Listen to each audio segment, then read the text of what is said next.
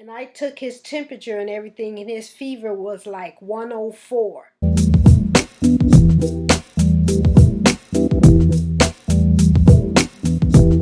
Okay, I got another testimony, and this is about my younger son. When he was like 9 months old. He had to be about 9 months. And he had a fever. And I took his temperature and everything, and his fever was like 104. And I did what I was supposed to do. I got some cold water and I drenched him down. I put plastic under him and I just kept him cool that way.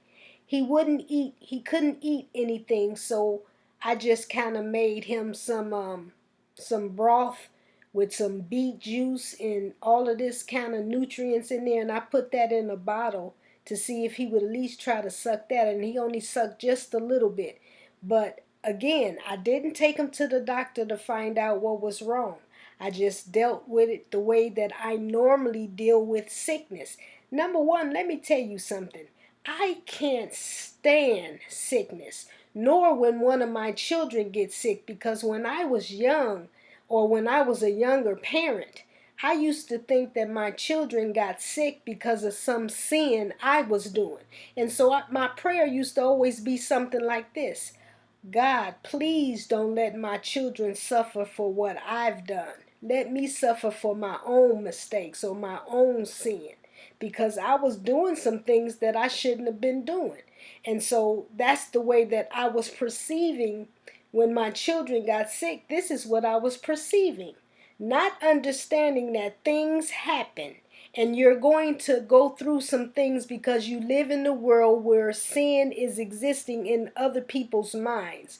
And so stuff is going to happen to you, but it's how you act, how you react, and how you act to it. And do you allow God to walk you through it and out of it? And I didn't know that that was the case. I know now. But back then, when these things were going on, like my son with his throat, I think it was strep throat or whatever, and everything going on, I didn't know to deal with it like that. All I knew is that I could not stand it when my children got sick. I hated it. I literally hated it.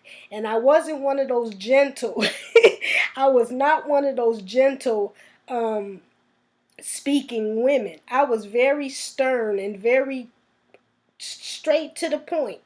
And so I didn't treat my children like, when they got sick, it wasn't a lovely moment for me. It wasn't a lovely moment. Now, let me tell you, number one, my parents wasn't treating me lovely when I got sick. It wasn't a lovely moment for them either. And so that's what I got used to, that this is how you respond when a child is ill. And so anyway, I was married at this time. My husband and I were living together, and he came home from work, and he's looking at the baby laying in the bed, and the baby's really not moving around. He's literally weak and everything. He's not moving around. Now, I already went to God in a begging, prayerful way, to take this away from him. And now all I had to do was wait, because if God was going to do anything for my son, or if my son was going to get healed, it was going to be by God. It wasn't going to be by the doctor. So I didn't need to take him to a doctor. That was just a waste of time to me.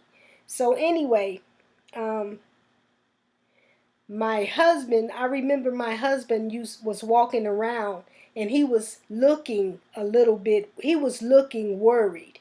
And that was irritating me also. Remember, I had no patience.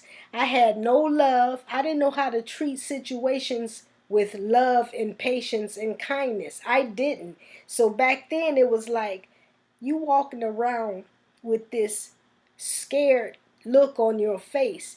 And to me, it's like, look, the boy is going to be all right. Where's your faith? And that's how I came to him. Where is your faith?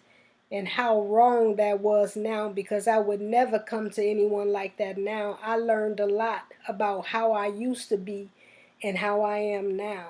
So anyway, my son went through this. He had that high fever, 104 fever for I want to say a week.